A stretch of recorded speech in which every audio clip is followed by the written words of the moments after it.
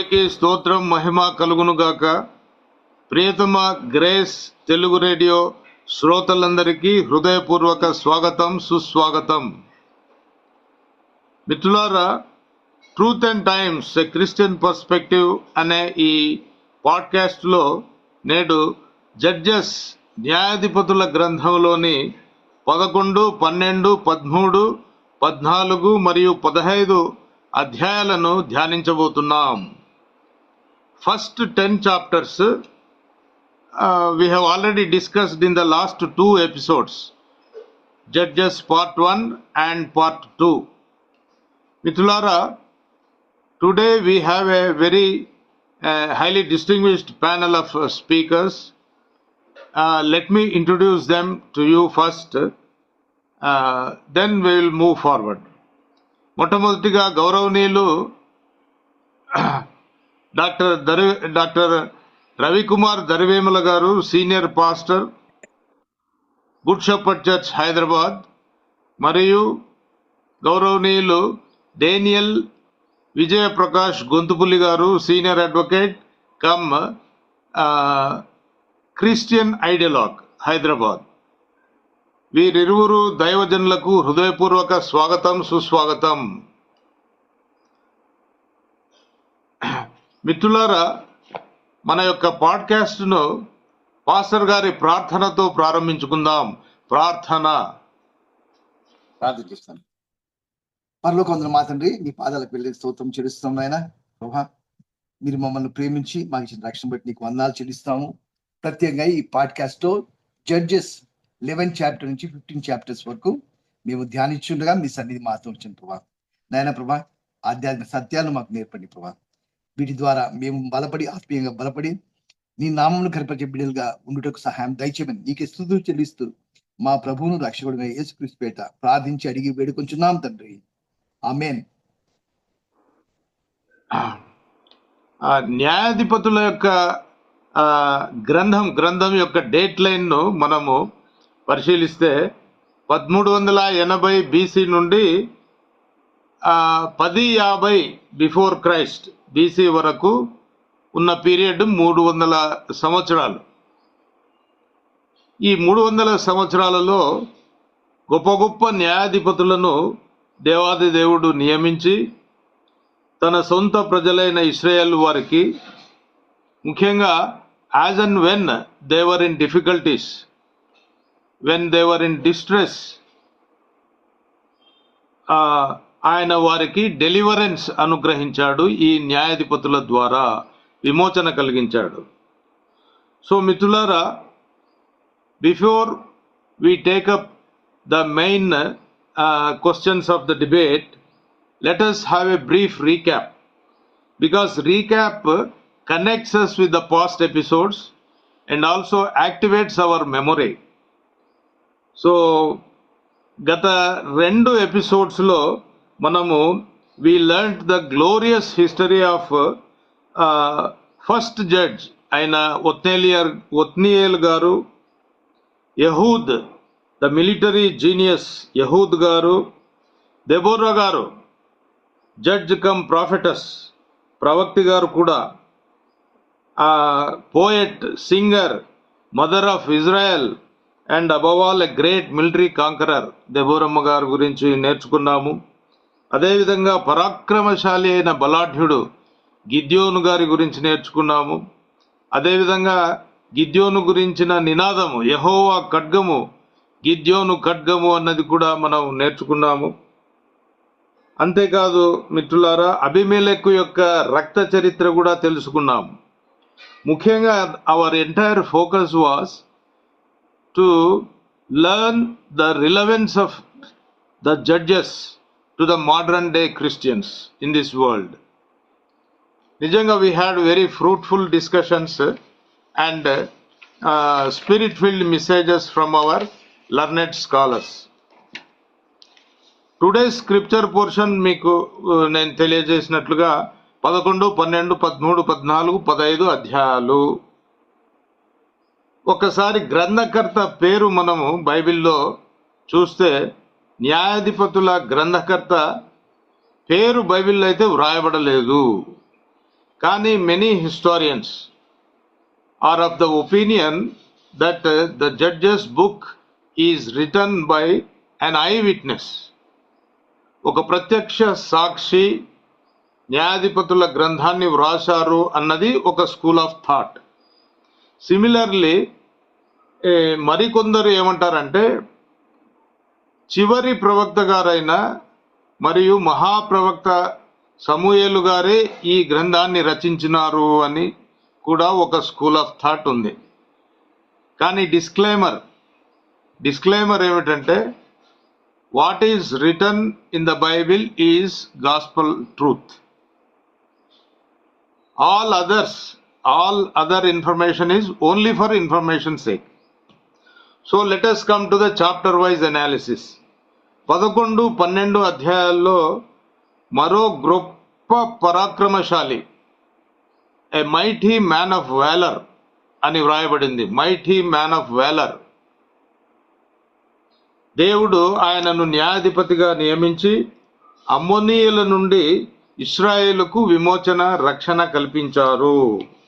మిత్రులారా, జెఫ్తా గారి హిస్టరీ ఎంతో ఇన్స్పైరింగ్గా మనకు ఉన్నది. ఈ సందర్భంగా మనం ఒకటి గుర్తు చేసుకోవాలి మిత్రులారా, రిజెక్షన్ అన్నది it's a very painful feeling. ముఖ్యంగా సొంత కుటుంబం అయితేనేమి, సొంత సొసైటీ అయితేనేమి మనల్ని రిజెక్ట్ చేసి విడనాడితే అది ఎంత దుర్భరమైన అవమానకరమైన పరిస్థితితో మనము అర్థం చేసుకోవచ్చు. In the instant case of Jephthah ఇది జరిగింది. తాను చేయని తప్పుకు శిక్షింపబడ్డాడు. I request the listeners to read between the lines. తాను చేయని తప్పుకు జెఫ్తా గారు శిక్షింపబడ్డారు. తన తండ్రికి పుట్టిన సొంత సోదరులు ఏం చేసినారు? నీకు స్వాస్థ్యం లేదు అన్నారు జెఫ్తాను. నీకు వారసత్వం లేదు, ఈ కుటుంబ సభ్యునివి కాదు, నీవు అన్య స్త్రీకి పుట్టిన వాడవు అని జెఫ్తాను రిజెక్ట్ చేసింది ఫ్యామిలీ. చేసి ఇంటి నుండి వెళ్ళగొట్టినారు. ఆ విధంగా డిజెక్ట్ అయిన ఈ యొక్క జెఫ్తా గారు వేరే దేశంలో పోయి ఆయన నివసిస్తూ ఉంటే చూడండి, అక్కడ డివైన్ ప్రావిడెన్స్, దేవుని మహా మిరకిల్ అనవచ్చును, దేవుని సంకల్పం అనవచ్చును, దేవుని దయ అని చెప్పవచ్చును. జెఫ్తా లాంటి రిజెక్టెడ్ పర్సన్ను ఏరి కోరి సెలెక్ట్ చేసి జడ్జిగా నియమించి నాయకత్వ బాధ్యతలు అప్పగించారు దేవుడు. నిజంగా దేవుని సెలక్షన్, గాడ్స్ సెలక్షన్ ఎంత సూపర్బ్గా ఉంటుందో మనము జెఫ్తా గారి క్యారెక్టర్లో మనము చూడవచ్చును. జెఫ్తా గారు in spite of the rejection suffered by him, he never had any ill feelings towards his people. As a judge, he never had any grudge against his own brothers. ఇంతకు ముందు మనం అబీమెలెకు చరిత్ర విన్నాం. అబీమెలెకు ఎంతో రివెంజ్ తీసుకోవాలని చెప్పేసి తన సోదరులను చాలా దుర్మార్గంగా ఆయన క్రూరంగా ప్రవర్తించి చంపినాడు. కానీ ఈయన ఎంతో మెజెస్టిక్గా, జ్యుడిషియస్గా ఉంటూ, ఒక నిజమైన న్యాయాధిపతిగా ఉంటూ అటువంటి చర్యలు ఏమీ తీసుకోకుండా ఎంతో సౌమ్యంగా, మెజెస్టిక్గా ప్రవర్తించినాడు. అదేవిధంగా అతని జ్యుడిషియస్ నేచర్ అండ్ స్టేట్స్మెన్షిప్ మీరు ఇక్కడ ఫర్దర్గా చదివితే గమనించవచ్చు. ముఖ్యంగా అమోనైట్స్ కింగ్ ఆర్మీ అందరూ ఆ యొక్క ఇజ్రాయెల్ టెరిటరీ బార్డర్లో క్యాంప్ చేసి వాళ్ళు రెడీ టు ఇన్వేడ్ ఇజ్రాయెల్ అన్న పరిస్థితుల్లో ఈయన ఏ విధంగా స్పందించినాడంటే ఒక టీమ్ ఆఫ్ డిప్లొమాట్స్ను పంపించాడు, రాయబారులను రాజు దగ్గరికి, అమ్మోనీయుల రాజు దగ్గరికి డిప్లొమాట్స్ను పంపించి, అయ్యా రాజుగారు, we Israelites are peace lovers, we are not war mongers. War ఏదైనా వచ్చిందంటే అది మీ వైపు నుంచే వచ్చింది, ప్రవోక్ చేశారు, యుద్ధము యెహోవాదే కాబట్టి యెహోవా మాకు సైన్యాధిపతి కాబట్టి మాకు 33 యుద్ధాల్లో మాకు గొప్ప విజయం వచ్చింది. ఇప్పుడు మేము శాంతి కోరుకుంటున్నాం, మీరు కూడా శాంతిని అనే మార్గాన్ని అవలంబించండి అని ఒక శాంతి సందేశం పంపితే ఆ మూర్ఖుడైన అమ్మోనీయుల రాజు ఏం చేసినాడు? ఈయన యొక్క పీస్ ఆఫర్ను రిజెక్ట్ చేసినాడు. అవుట్ రైట్ గా రిజెక్ట్ చేసిన వెంటనే జెఫ్తా గారు కోపోద్రిక్తుడై దేవుని ఆత్మ అతనిలో ప్రవేశించి వెంటనే తన సైన్యముతో పోయి అమ్మోనీయులతో యుద్ధం చేసి వీరోచితంగా పోరాడి ఒక మెమొరబుల్ విక్టరీని ఆ రోజు సాధించాడు జెఫ్తా గారు. ఆ విధంగా జెఫ్తా గారి నాయకత్వం నిజంగా ఎంతో ఇన్స్పైరింగ్ స్టోరీ. మిత్రులారా, మనము ఒక చిన్న మాట ఇండియన్ కాంటెక్స్ట్లో వస్తే మన దేశంలో కూడా ఈ విధంగా 3500 ఏండ్ల నుండి సోషల్ రిజెక్షన్కు గురి అవుతున్న, వివక్షకు గురి అవుతున్న, ఆప్రెసివ్ వైలెన్స్కు గురి అవుతున్న జనాంగము ఉన్నారు మన మధ్య. 75 ఏళ్ల స్వాతంత్రం కూడా వారికి ఎటువంటి సంపూర్ణ స్వాతంత్రము ఇవ్వలేదు నేటి వరకు. మిత్రులారా, క్రైస్తవ్యము మాత్రమే వారిని హక్కున చేర్చుకొని వారికి సాంఘిక, ఆర్థిక, రాజకీయ, ఆధ్యాత్మిక స్వాతంత్రాన్ని ప్రసాదించింది. కానీ సామాజిక న్యాయం అయితేనేమి, సమానత్వం అయితేనేమి, ఈ వివక్ష అయితేనేమి నేటి వరకు కొనసాగుతున్నాయి ఇండిపెండెంట్ ఇండియాలో కూడా. కాబట్టి మిత్రులారా, క్రైస్తవుల నాయకత్వంలో ఈ దళితుల యొక్క, అణగారిన వర్గాల యొక్క పోరాటాలు జరగాలి. ప్రభుత్వాల మెడలు వంచి సామాజిక న్యాయం, సమానత్వం సాధించాలి. ఈ యొక్క వర్గాలకు, దళిత వర్గాలకు, అణగారిన వర్గాలకు సంపూర్ణ విమోచన కలిగించాలి. క్రీస్తు ప్రేమ వారికి చూపాలి. క్రీస్తు మార్గంలోనికి వారిని తీసుకొని రావాలి. క్రీస్తు మార్గం ఒక్కటే దళితులకు, అణగారిన వర్గాలకు సాంఘిక, ఆర్థిక, రాజకీయ, ఆధ్యాత్మిక సంపూర్ణ స్వాతంత్రాన్ని ఇస్తుంది, విమోచిస్తుంది. కాబట్టి మిత్రులారా, జెఫ్తా యొక్క చరిత్ర రియలీ వెరీ వెరీ ఇన్స్పైరింగ్. ఫర్దర్గా ఎన్నో విషయాలను మనం మెయిన్ టాపిక్లో తెలుసుకుంటాము. అదేవిధంగా మిగతా అధ్యాయాల్లో చూస్తే మరోసారి ఇస్రాయేలు దేవునికి అవిధేయులై, అబద్ధికులై, విగ్రహారాధికులై దేవుని ఉగ్రతకు లోనైనారు. కానీ ఈసారి దేవుడు ఎవరికి అప్పగించినాడు? ఫిలిస్తీయులకు అప్పగించినాడు. పోయి ఫిలిస్తీయులకే అప్పగించేసినాడు. ఎన్ని ఏండ్లు? 40 ఏండ్ల బానిసత్వానికి తన సొంత ప్రజలను అప్పగించినాడు. We can imagine the plight of Israelites under the Philistines. ఇటువంటి క్లిష్ట పరిస్థితుల్లో సంసోను లాంటి ఒక మహానాయకుణ్ణి దేవుడు న్యాయాధిపతిగా నియమించాడు.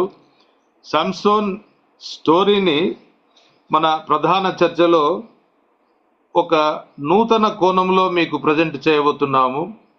We are going to present the socio economic history of the Samson period from spiritual angle and its significance to the modern day Christians. This is our focus today, and our Christian perspective will be described today from this platform. మిత్రులారా, ఇంకా ప్రధాన చర్చకు వెళదాం. మొట్టమొదటిగా గౌరవనీయులు మన advocate గారికి మొట్టమొదటి ప్రశ్న. 11, 12 అధ్యాయాలలోని జెఫ్తా గారి చరిత్ర మరియు ఆధ్యాత్మిక సందేశాన్ని నేడు క్రైస్తవ జీవితానికి ఏమి పాఠాలు నేర్పిస్తుంది అన్న విషయాలను మీ సందేశంలో తెలియజేయండి. మీకు 15 నిమిషములు sir. Thank you very much. Thank you.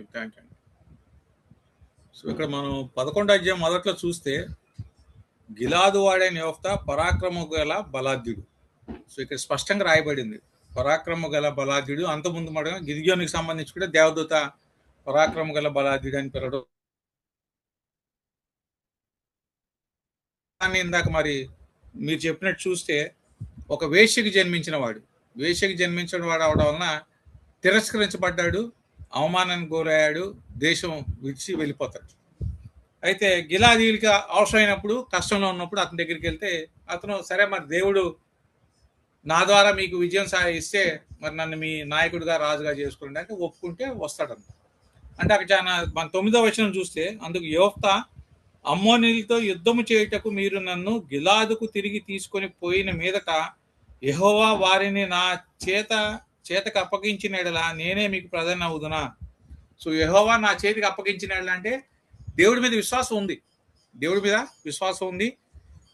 ఒక డిస్టర్బ్డ్ స్టేజ్లో ఉన్నాడు, నెగ్లెక్టెడ్ సిచ్యుయేషన్లో ఉన్నాడు. సో ఆ సిచ్యుయేషన్లో అతను ఏం చేస్తాడంటే వాళ్ళకి యుద్ధానికి వెళ్ళాల్సిన పరిస్థితి వచ్చినప్పుడు ఇందాక మీరు వివరించినట్టు ఒక రాయబారం పంపించాడు. సో రాయబారం పంపించినప్పుడు వాళ్ళకి స్పష్టంగా అర్థమయ్యేటట్టు ఆ రోజు దేవుడు చేసిన కార్యాలని వాళ్ళకి తెలియపరుచు పంపించాడు. సో అది సంఘానికి కూడా, వాళ్ళ నేటి సంఘానికి కూడా చాలా అవసరం. మనకేమన్నా కాన్ఫ్లిక్ట్స్ వచ్చినప్పుడు ఈగో ఫైట్స్ ఇటువంటివి వచ్చినప్పుడు చర్చించుకోవచ్చు. చర్చల ద్వారా మనం వాటిని సరిదిద్దుకోవచ్చు. ఒకేసారి యుద్ధానికి వెళ్ళి ఇవాళ చూస్తున్నాం మనం చాలా మంది కాపర్ల మీద వీడియోస్ వచ్చేస్తున్నాయి.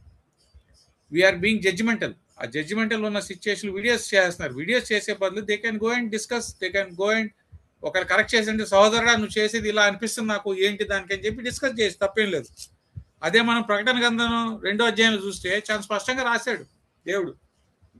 ఒక్కొక్క సంఘం గురించి వాళ్ళ పాజిటివ్స్ ముందు చెప్తూ తర్వాత వాళ్ళు ఏమి సరిదిద్దుకోవాలనేది కూడా చాలా స్పష్టంగా చెప్పడం జరిగింది. సో ఆ రీతిని వాళ్ళ సంఘం కూడా తెలుసుకోవాల్సిన అవసరం ఉంది.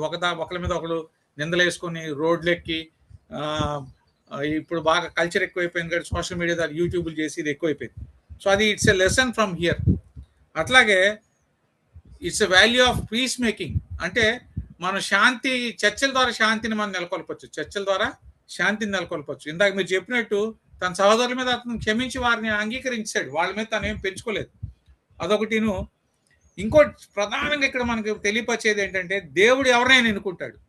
దేవుడు ఆయన కార్యాలు చేయడం కోసం ఎవరైనా ఎన్నుకుంటాడు. వేశ్య కుమారుడు అని చెప్పి అతను చేయని తప్పుకి అతను నిందభరించాడు. అతను ఏ పాపం ఎరగడు. అతను తండ్రి చేశాడు. కానీ ఆ నింద ఇతని మీద పడింది. ఇతను అవమానానికి గురయ్యాడు, వెళ్ళిపోయాడు. సో దీని నుంచి క్రైస్తవులుగా మనం ఏం నేర్చుకోవాలంటే మనం చేసిన తప్పుల వలన మన పక్కన వాళ్ళు ఎఫెక్ట్ అవుతారు, లేదంటే ఎవరో చేసిన తప్పుల వలన కూడా మనం ఎఫెక్ట్ అవుతాం. కాబట్టి దాని వలన మనం ఇది అవ్వకుండా దేవుని యందు విశ్వాసంతో మనం ముందుకెళ్తే దేవుడు ఖచ్చితంగా మనల్ని వాడుకుంటాడు. అటువంటి పరిస్థితుల నుంచి మనం తీసుకొచ్చి మన ద్వారా గొప్ప అద్భుత కార్యాలు కూడా దేవుడు ఆయన ప్రణాళిక ప్రకారం చేసుకుంటాడు. సో ఈ విశ్వాసంతో ఎప్పుడు కూడా మనం సంఘంతో ఉండాలి. ప్రధానంగా ఇంకోటి తెలుసుకోవాల్సింది ఏంటంటే ఎప్పుడు మనం దేవుడికి దగ్గరగా జీవించాలి. ఎప్పుడు కూడా అంటే ఎలా ఉందంటే సిచ్యుయేషన్ లాస్ట్లో మనం వెళ్తాం దేవుడి దగ్గరికి. అది మనం ఇంకా ముందుగా లోతులో చూద్దాం. అట్లాగే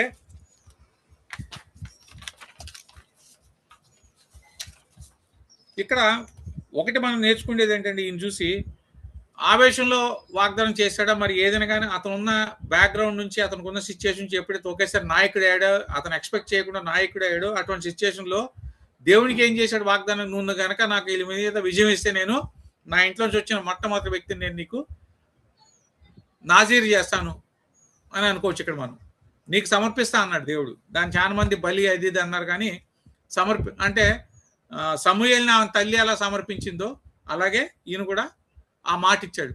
తర్వాత తిరిగి వచ్చినాక ఎప్పుడైతే కూతురు వస్తుందో కొద్ది బాధకు గురైనప్పటికి కూడా కూతురు కూడా సహకరించింది. తన యొక్క వాగ్దానాన్ని, దేవుని పట్ల చేసిన వాగ్దానాన్ని నిలబెట్టుకున్నాడు. అది ఇక్కడ మనం ప్రధానంగా గమనించుకోవాలి. యోఫ్తాలో ఏమున్నా అన్ని పక్కన పెడితే మనం ప్రధానంగా సంఘం నేర్చుకోవాల్సింది ఏంటంటే దేవుడికి మనం ఏ వాగ్దానం చేసినా ఆ వాగ్దానాన్ని ఖచ్చితంగా మనం నెరవేర్చాలి. నెరవేర్చని పక్షంలో మనం దానికి శిక్షార్హులవుతాం. దానికి మనకి ద్వితీయోపదేశ కాండంలో ఒక వచనం ఉంది. I just read out.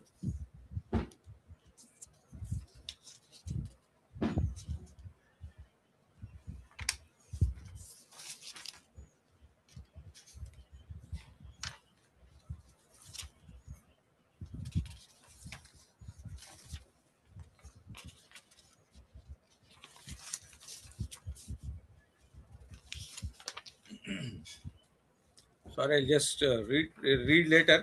ఇంకొకటి ఏంటంటే ఇక్కడ ద్వితీయోపదేశ కాండం 21-23 వచనాలు. ద్వితీయోపదేశ కాండం 23-21.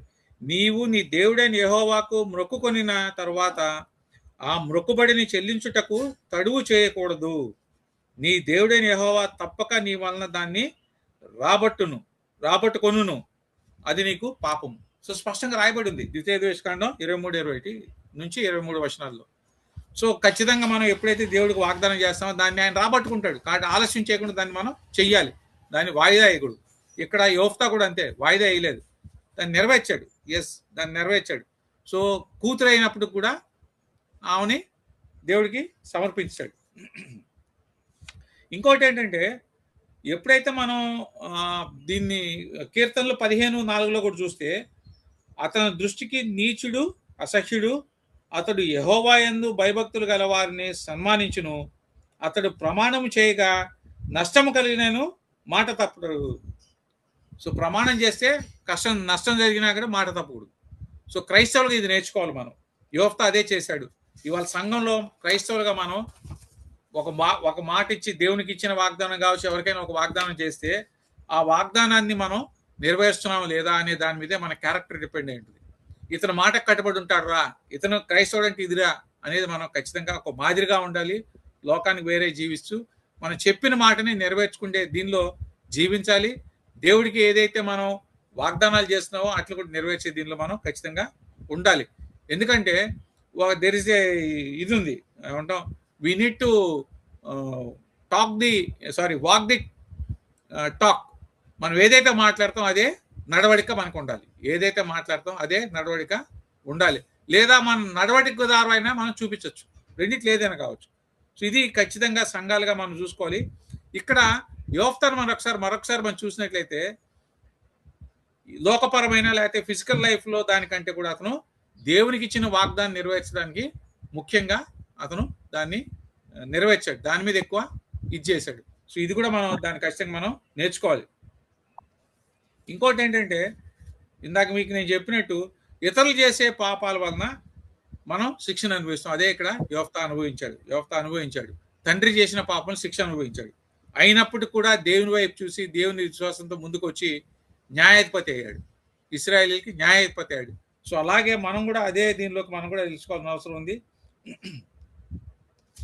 మనం కూడా తెలుసుకొని మనం చేసిన పాపాల వల్ల మన చుట్టూ ఉన్న క్రైస్తవులకి కానీ మిగతా వాళ్ళకి కానీ ఇది తగలకూడదు అనేది దాని మీద మనం కూడా నీతిగా పరిశుద్ధంగా జీవించాలనేది మనం కూడా ఎప్పుడు కూడా అన్నిటి సమయాల్లో కూడా మనం చూడాలి. ఇంకోటి ఏంటంటే ఎప్పుడు కూడా ఒక లీడర్ అనేవాడు he should not shift the responsibility. సహజంగా ఏంటంటే విజయం వస్తే నేనే నా వల్ల అయిందంటాం, అపజయం వస్తే నీ ఫెయిల్యూర్. సో ఆ షిఫ్టింగ్ ఆఫ్ రెస్పాన్సిబిలిటీ అనేది క్రైస్తవుడుగా మనకు ఉంటుంది. నిందన మనం తీసుకోవాలి. యేసుక్రీస్తు స్పష్టంగా చూపించాడు, నిందన ఆయన తీసుకున్నాడు. ఎంత బాధ అయినప్పటికీ ఆ నిందను తీసుకొని ఆయన శిలువ మీద కొన్ని గంటలుండి తన ప్రాణాన్ని విడిచాడు, మన కోసం రక్తం కార్చాడు. సో మనం కూడా అదే రీతిలో దీనిలో ఉండాలి. రెండోది ఏంటంటే అన్ని సమయాల్లో మనం దేవుని వైపే ఉండాలి, అన్ని సమయాలు దేవుని వైపే చూడాలి. సహజంగా ఏంటంటే అంతా అయిపోయినాక లాస్ట్ రిసార్ట్ ఏదో కార్లకి స్టెఫిన్ టైర్ ఉంటుంది చూసారా, ఆ టైప్లో 4 టైర్లు బాగున్నంత సేపు దాంతో అవసరం ఉండదు, దాన్ని పట్టించుకోం. ఎప్పుడైతే ఒక టైర్ పంచర్ అయిందో పాడైపోతే అప్పుడు దాన్ని తెలుసు. అట్లాగే మనం కూడా అన్నీ అయిపోయి ఇంకా అన్నప్పుడు ఇంక దేవుడే మనకి దిక్కు అని అప్పుడు దేవుడి వైపు వస్తాం. అలా కాదు, ఎప్పుడు కూడా మనం దేవుని వైపే మనం చూస్తూ ఉండాలి. అది యోఫ్తా కూడా ఇక్కడ చేశాడు మనకి. ఒకసారి యెషయా 55:6 చూస్తే చాలా స్పష్టంగా రాయబడింది. యెషయా 55:6 యెహోవా మీకు దొరుకు కాలమునందు ఆయనను వెదకుడి.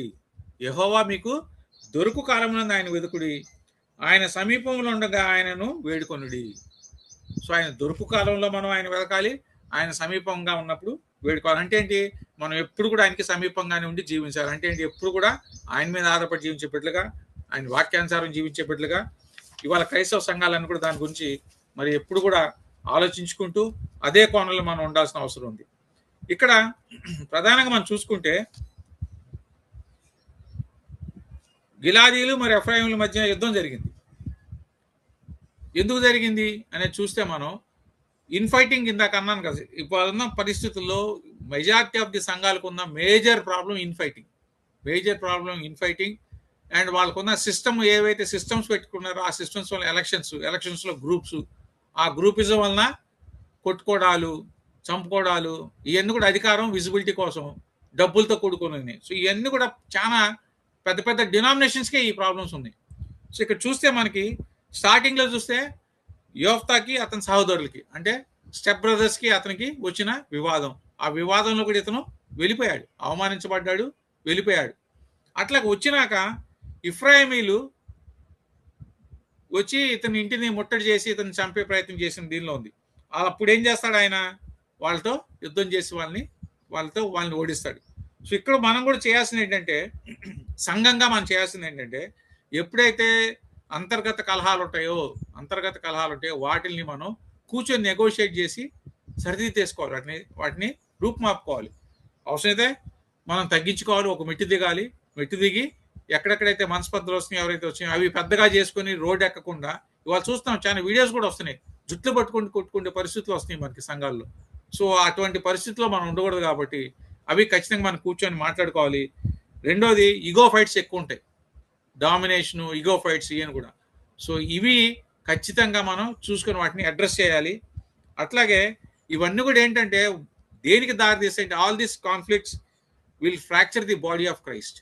అది మనం బాగా గమనించుకోవాలి. ఈ కాన్ఫ్లిక్ట్స్ అని కూడా దేన్ని ఇచ్చేస్తాయి అంటే దేవుని యొక్క శరీరాన్ని ఫ్రాక్చర్ చేస్తాయి. ఆ కోణంలో ఆలోచించుకోవాలి మనం. ఇవన్నీ కూడా మనం ఇక్కడ సంఘంలో గొడవ పడుతున్నామా, ఒక క్రైస్తవుడు ఇంకో క్రైస్తవుడితో గొడవ పడుతున్నాడా అనేది చూసామంటే దాన్ని ఏం చేస్తున్నాం అంటే అక్కడ మనం we're fracturing the body of Christ.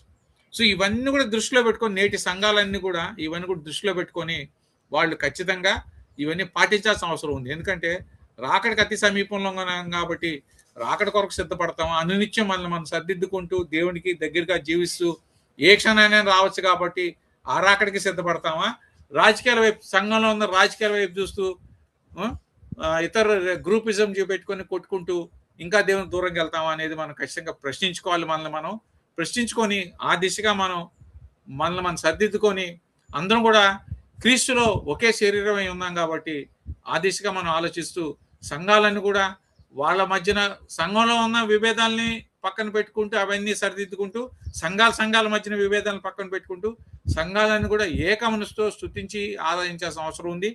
ఏక మనసుతో అందరం కూడా ఒకే తాటి మీదకి వచ్చి ఒకే ఆలోచన. అంటే ఒకే ఆలోచన నేను ఎందుకంటున్నా అంటే బైబిలే మనకున్నది.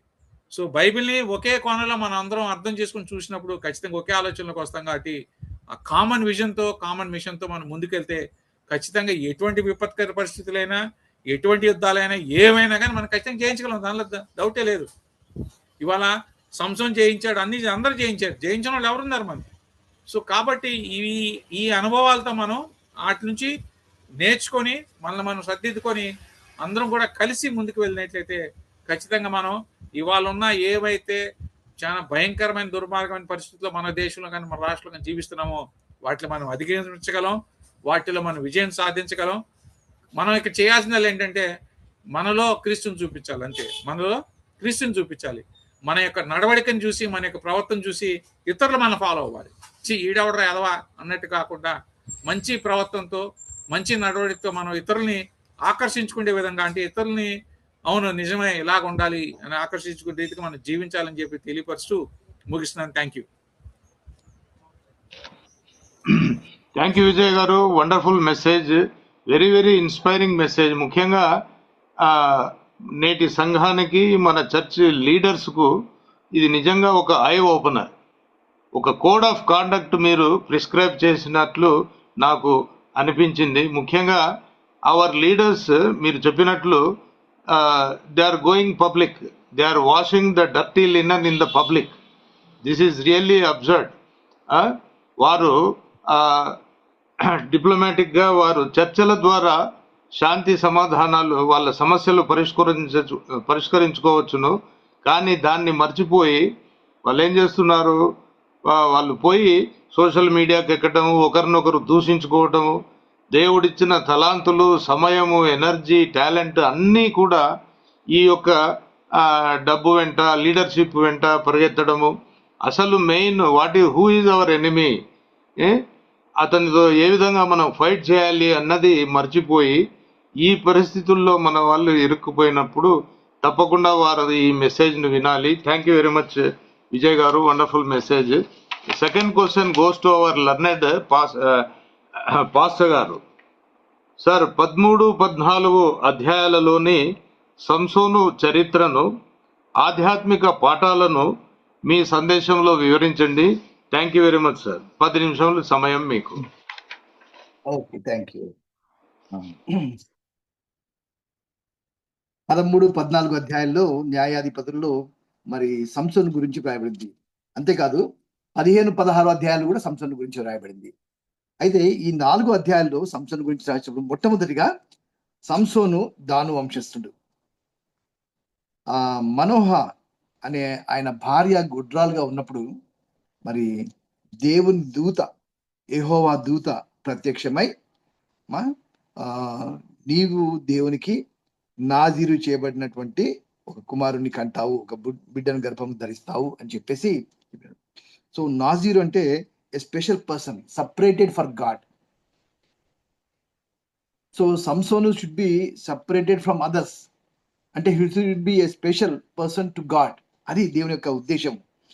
అంటే దేవుని పని నమ్మకంగా చేయాలి. దేవుడు తనకి ఇచ్చినటువంటి శక్తిని, దానికి దేవుడు ఇచ్చిన బలంను దేవుని కొరకు వాడాలి అని దేవుని యొక్క ఉద్దేశము. అది సో ఎందుకు ఆయన్ను స్పెషల్గా చేసినాడంటే అప్పుడు ఫిలిస్తీయులు మరి ఇశ్రాయేలీల చేతికి అప్పగించిన దేవుడు. అంటే ఫిలిస్తీయులు సప్రెస్ చేస్తా ఉన్నారు ఇశ్రాయేలీలను. దగ్గర 40 సంవత్సరములు వాళ్ళు ఫిలిస్తీయులకు క్రింద మరి దేవర్ సప్రెస్డ్. మరి అటువంటి సమయంలో మరి ఎవరు కూడా ఆ టైంలో ఇశ్రాయేలు మొరపెట్టలేదు. అయినా కానీ దేవుడు తెచ్చాడు. సో ఇంతకుముందు సపరేషన్ జరిగినప్పుడు they use to pray.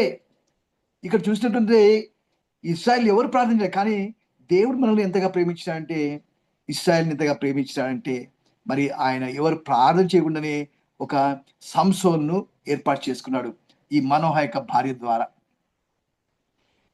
So ఏర్పరచుకొని ఇన్స్ట్రక్షన్స్ ఇచ్చేసినారు. సో తల్లిదండ్రులు ముఖ్యంగా ఎలా ఉండాలనో మనకు ఒక మాదిరి చూపించినట్టుగా చూస్తాం.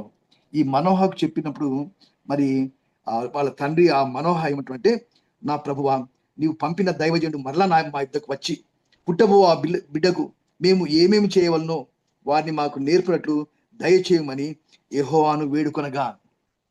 తల్లిదండ్రులు బిడ్డల కోసం ప్రార్థన చేయాలా? మరి ఇలాంటి బిడ్డ పుడతాడు, ఆ బిడ్డకు మేము ఏమేమి చేయాలా? Every Christian parent should have the burden. మనకు పుట్టబో బిడ్డను ఎలా పెంచాలి అనే ఆ యొక్క దిశలో మనము దేవుని ప్రార్థించాలి. దేవుని, ప్రభువా, నువ్వు నాకు బిడ్డను ఇవ్వబోతున్నావు, ఆ బిడ్డ ఎలాగ ఉండాలి, ఎలా జీవించాలి, ప్రభువా మాకు నేర్పించు అని చెప్పేసి మనం ప్రభు దగ్గర ప్రార్థించాలి. దేవుడు మనోహ ప్రార్థన ఆలకించడు. సో మనం ఆ విధంగా ప్రార్థన చేస్తే దేవుడు మన ప్రార్థన ఆలకించే దేవుడు. అయితే మరి ఆ స్త్రీ మరి మనోహ భార్య మరి ఆ దేవదూత వచ్చినప్పుడు మళ్ళా ఒకసారి చెప్పినప్పుడు అందుకు మనోహ 12వ వచనం చూసినట్టే, కావున నీ మాట నెరవేరినప్పుడు ఆ బిడ్డ ఎట్టివాడగనో అతడు చేయవలసిన కార్యం ఏమిటో తెలుపుమని మనవి చేయగా ఆ స్త్రీతో చెప్పినదంతయు ఆమె చేయకొనవలను. ఆమెకు ఇన్స్ట్రక్షన్స్, ద్రాక్షరసం ముట్టకూడదు, అపవిత్రమైనది ఏది కూడా తినకూడదు అని చెప్పేసి ఆమెకు ఇన్స్ట్రక్షన్స్ ఇచ్చేసినారు. అంటే మానవ యొక్క మరి ఆ బిడ్డ ఎట్టివాడవుతాడు, మరి అతడు చేయవలసిన కార్యాలేంటి అని తెలిపినప్పుడు ఫస్ట్ మీరు పేరెంట్స్ సరిగా ఉండాలి. మీ పేరెంట్స్ ఫస్ట్ మీరు సరి చేసుకున్న తర్వాత మీ బిడ్డలు మీరు పెంచాలి అనే ఒక లెసన్ మనకు ఇక్కడ చూస్తున్నాం మనం. సో ఎప్పుడైతే దేవుని యొక్క మరి ఆ దేవుని యొక్క వాగ్దానం ఆ బిడ్డ పుడతాడంటున్నప్పుడు ఆ బిడ్డ పుట్టినప్పుడు దేవుడు గాడ్స్ ప్రామిస్ ఆయన ఫుల్ఫిల్ చేసేటువంటి దేవుడు. ఆయన వాగ్దానం చేస్తే మరి నెరవేర్చేటువంటి నమ్మదగినటువంటి దేవుడు. 24వ వచనం చూసినట్లయితే ఆ స్త్రీ కుమారుని కానీ అతని సంసోను పేరు పెట్టడం. ఆ బాలుడు ఎదిగినప్పుడు యెహోవా అతన్ని ఆశీర్వదించాడు. సో గాడ్స్ ప్లాన్ ఏంటంటే తన బిడ్డలను ఆశీర్వదిస్తాడు. మనం ప్రార్థన చేసినప్పుడు వచ్చిన బిడ్డలను దేవుడు ఆశీర్వదిస్తాడు. యెహోవా ఆత్మ జోరియా అను ఇశ్రాయేలుకు మధ్య ఉన్న మహిదాన్లో అతని రేపుటకు మొదలుపెట్టను. అంటే దేవుని యొక్క ఆత్మ రేపుటకు మొదలుపెట్టింది. As you have to do, start చేసేసింది. దేవుని పని నువ్వు చేయాలి అని చెప్పేసి సంసోనుకు ప్రేరేపిస్తూనే ఉంది. సో పరిశుద్ధాత్మ దేవుడు మన హృదయంలో మరి నువ్వు దేవుని కార్యం చేయాలి అని చెప్పేసి పరిశుద్ధాత్మ దేవుడు మనకు అనుదినము అనునిత్యము మనకు ఇన్స్ట్రక్షన్స్ ఇస్తానే ఉన్నారు. కానీ మనం ఫాలో చేయడం లేదు. దేవుని బిడ్డలారా, దేవుడు మనకిచ్చిన గొప్ప పని, దేవుడు మనకిచ్చిన తలాంతులు, దేవుడికి ఇచ్చిన మన సామర్థ్యాన్ని, మన శక్తిని మనం నిజంగా దేవుని కొరకు వాడుతున్నామా, ఇంకా ఏమైనా పొరపాటు చేస్తున్నామా? వీ హ్యావ్ వీక్నెసెస్ కదా. మరి దేవుడు మనకు ఒక మంచి ఉద్దేశంతో మనకు తలాంతులు ఇస్తే వాటిని దుర్వినియోగం చేయకుండా ఉండాలని చెప్పేసి దేవుని యొక్క ఆజ్ఞ. అయితే ఇక్కడ చూసినట్లయితే మరి 14వ అధ్యాయంలో మొదటి వచనం చూసినట్లయితే సంసోను తిమ్నాతునకు వెళ్ళి తిమ్నాతులో ఫిలిస్తీన్ల కుమార్తెలో ఒకతని చూశాను. అంతేకాదు తిరిగి వచ్చి ఫిలిస్తీన్ల కుమార్తెలో ఒకతని చూసి ఆమె నాకిచ్చి పెళ్లి చేయవలని తల్లిదండ్రులతో అనగా. ప్రాబ్లం ఇక్కడనే వస్తుంది. ఫిలిస్తీన్లు వాళ్ళు మనకు అపోజిషన్ బట్టి ఫిలిస్తీన్లు మనల్ని సప్రెస్ చేశారు. ఫిలిస్తీన్లను చంపడానికి, ఫిలిస్తీన్లను నాశనం చేయడానికి నిన్ను ఏర్పరిస్తే అక్కడికి వెళ్ళి అక్కడున్న అమ్మాయిని ప్రేమిస్తున్నామంటే అది ఎంత పొరపాటు. దేవుని యొక్క ఆజ్ఞను మీరినట్లే. దేవుని బిడ్డలు దేవునికి ఇష్టమైన పని చేయాలి. దేవుడు మనకు శక్తి ఇచ్చినప్పుడు ఆ శక్తి దేవుని కొరకే వాడాలనే విషయము మర్చిపోయి ఫిలిస్తీ అమ్మాయిని చూస్తా ఉన్నాడు. మరి జడ్జెస్ లో న్యాయాధిపతిలో 3వ అధ్యాయము 5 నుంచి 7 వచనం చూసినట్లయితే, కాబట్టి ఇశ్రాయేలు కనానీయులు, హిత్తీలు, అమోరీయులు, పెరిజీలు, హివీయులు జనుల మధ్య నివసించు వారి కుమార్తెలను పెళ్లి చేసుకొనుచు, వారి కుమారులకు తమ కుమార్తెలను ఇచ్చుచు, వారి దేవతలను పూజించుచు వచ్చింది. ఇన్స్ట్రక్షన్స్ ఆల్రెడీ ఎన్నోసార్లు ఇచ్చాడు దేవుడు. వేరే వాళ్ళ బిడ్డలను, కుమార్తెలను మనం చేసుకోకూడదు, దానివల్ల వారి దేవతలను పూజించాల్సి వస్తుంది అని ఇన్స్ట్రక్షన్స్ వచ్చిన అలాగ చేసినందువలన వీళ్ళు సప్రెస్ అయిపోయినారు. యెహోవా శత్రువుల చేతికి వాళ్ళని అప్పగించిన తర్వాత ఇన్ని లెసన్స్ మనం చూసిన తర్వాత కూడా స్టిల్ ఆయన కూడా సంసోను నేను ఆ ఫిలిస్తీ అమ్మాయిని పెళ్లి చేసుకోండి తల్లిదండ్రులతో అంటున్నాడు. తల్లిదండ్రులు కన్విన్స్ చేస్తున్నారు పాపం. అయ్యా ఎందుకు మన వంశంలో లేదా ఇశ్రాయేల్ గోత్రాల్లో ఎవరు లేరా అని చెప్పేసి వాళ్ళు కన్విన్స్ చేశా అని వినకుండా ఉన్నట్టున్నాడు. ఏమంటున్నాడంటే అందులో ఆమె నాకు ఇష్టమైంది కనుక ఆమెని నా కొరకు తెప్పించమని తన తండ్రితో, నాకు ఆమె ఇష్టం అంతే, నాకు మీరు ఇవ్వాల్సిందే అని చెప్పేసి మరి ఆ యొక్క సంసోను తల్లిదండ్రులకు ఆజ్ఞయిస్తా ఉన్నాడు. తల్లిదండ్రులు చెప్పినట్టు వినాల్సి పోయించి తల్లిదండ్రులకు నెగ్లెక్ట్ చేస్తాడు. అండ్ తల్లిదండ్రులతోటి పాపం చేయడానికి ఈయన పూనుకుంటా ఉన్నాడు, నాకు తెచ్చివ్వండి. సో ఈ విధంగా దేవుని చేత ఏర్పరచబడిన ప్రజలు, దేవుని చేత ఏర్పరచబడిన నాయకుడు ఇటువంటి పరిస్థితిలో ఉంటున్నాడు. కానీ బట్ దేవుడు మాత్రము దయగల దేవుడు, మన దేవుడు ఆశీర్వదించే దేవుడు. దేవుడు మనల్ని ఇన్ని బలహీనత మనం ఉన్నాయని స్టిల్ హీ లవ్స్ us కదా. In spite of our weaknesses he still loves. చూసినట్లయితే మరి 5వ వచనం చూసినట్లయితే సంసోను తల్లిదండ్రులతో తిమ్నాతు ద్రాక్షలో వచ్చినప్పుడు కొదమ సింహం అతని ఎదుటికి బొబ్బరించి వచ్చాను. కొదమ సింహం వచ్చేసింది. కొదమ సింహం ఎదురుగా వస్తే మరి యెహోవా ఆత్మ అతన్ని ప్రేరేపింపగా, అసలు పోయే పని ఏంటి? పెళ్లి చేసుకోవడానికి, ఫిలిస్తీన్లు పోవడానికి. దేవుడు అనుకుంటే సంసోను అప్పుడు ఏదైనా చేయొచ్చు, కానీ దేవుడు ప్రేమిస్తున్నాడు. స్టిల్ అటువంటి పనికి కూడా మరి దేవుడు పర్మిషన్ ఇచ్చినట్లే ఒక విధంగా. కానీ బట్ గాడ్ డిడ్ంట్ అలౌ. దేవుని యొక్క ప్రణాళిక ఏంటంటే ఆయన ఫిలిస్తీన్లను నశింపచేయాలి. అది ఆయన యొక్క పర్పస్. ఇక్కడ చూసినట్లయితే యెహోవా ఆత్మ అతని ప్రేమగా అతని చేతిలో ఏం లేకపోయాను, మేక పిల్లని చీల్చినట్టు దాన్ని చీల్చాను. సో ఆ విధంగా చీల్చేసేసినట్లుగా చూస్తాం సింహం. అంత శక్తి దేవుడు ఇచ్చాడు. అంత శక్తి దేవునికి ఇస్తే మరి దేవుడు ఏం చేస్తున్నాడు అంటే ఆయన ఎగతాళిగా టైం పాస్ చేస్తా ఉన్నాడు, విప్పుడు కథలు చేస్తా ఉన్నాడు. ఆయన తిరిగి వచ్చి మళ్ళీ ఇంకోసారి వచ్చినప్పుడు ఆ సింహపు సింహం యొక్క దాంట్లోంచి మరి సింహపు కళేబరం నుంచి ఒక తేనెటీగల గుంపు వచ్చిందంట. ఒక నాజీరు చనిపోయిన దాంట్లో నుంచి ఏది దాన్ని ముట్టకూడదు, చనిపోయింది లేకపోతే చనిపోయినటువంటి ఆ శవం కానీ లేకపోతే ఏ డెడ్ బాడీని కూడా ముట్టకూడదు. ఆ సింహం యొక్క క్యారకాస్, ఆ యొక్క సింహం యొక్క శవంలో నుంచి తేనె తింటున్నట్టుగా చూస్తున్నాం. ఇది కూడా దేవునికి ఇష్టమైంది కాదు.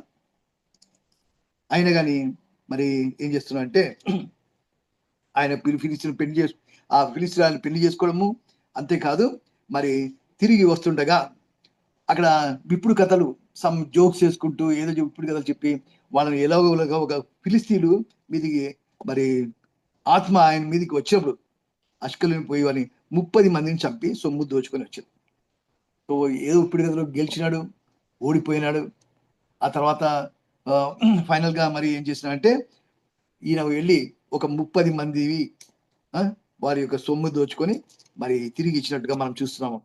సో ఈయన చూసినట్లయితే మరి ఆ యొక్క తండ్రి, ఫిలిస్తీన్ల తండ్రి ఏం చేశాడంటే ఆ ఫిలిస్తీన్ అమ్మాయి యొక్క తండ్రి అంటే తన భార్య యొక్క తండ్రి మామ వేరే ఆయనకి ఇచ్చేసి పెళ్లి చేసినాడు శాంసన్ లేనప్పుడు. సో ఆయనకు కోపం వచ్చేసింది.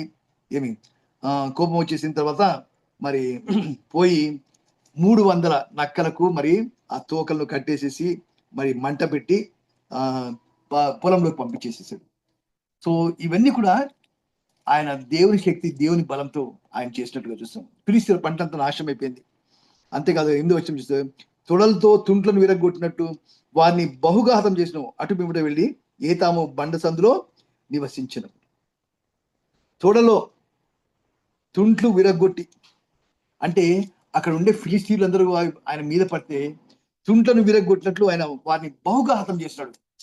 సో గాడ్స్ పర్పస్ ఏంటంటే ఫైనల్ గా ఆ ఫిలిస్తీన్లు అందరిని చంపేసేసాడు ఏదో ఒక రకంగా. మరి దేవుడు మరి మన విషయంలో చాలా కేర్ఫుల్ గా మనల్ని అబ్జర్వ్ చేస్తూ ఉంటాడు. నేను ఒక ప్రయోజనానికి ఒక పర్పస్ కు నిన్ను నేను ఏర్పరచుకున్నా, కానీ నా పర్పస్ నువ్వు నెరవేరుస్తున్నావు లేదా, నా ఉద్దేశం నువ్వు సఫలం చేస్తున్నావు లేదా అని చెప్పేసి మన అందరికి క్వశ్చన్ మార్క్. యేసు ప్రభు మనకు ఎన్నో ఆజ్ఞలు ఇచ్చిండు.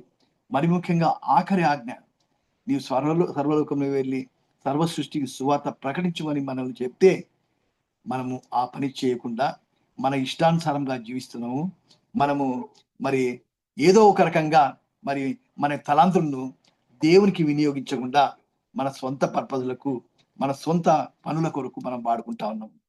కాబట్టి మనల్ని మనం సరి చేసుకొని దేవుని బిడ్డగా జీవించడానికి మనం ప్రయత్నం చేయాలి. Over to brother Sagar. Sir thank you sir. Pastor గారు వండర్ఫుల్ మెసేజ్.